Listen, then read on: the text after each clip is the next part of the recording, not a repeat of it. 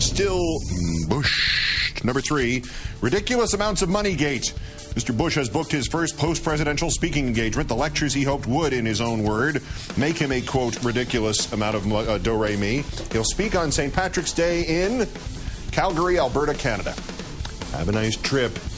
Number 2, U.S. Attorney's Gate. The TPM Muckraker site reported last week that Nora Dennehy, the prosecutor looking into the political purges at Justice, was focusing on former New Mexico Senator Pete Domenici. They weren't kidding. The Washington Post says Domenici has now been served with a subpoena and a top Rove aide has been interviewed. Drip, drip, drip. And number 1, Investigate. The president may be imprecise in his answers about this. Senator Leahy may want a Truth and Reconciliation Commission, but the American people are pretty clear. A new Gallup poll for USA Today on whether there should be investigations of how the Bush administration broke the law in what it called the War on Terror. 62% of those surveyed want some kind of investigation, criminal or otherwise. Only 34% want neither.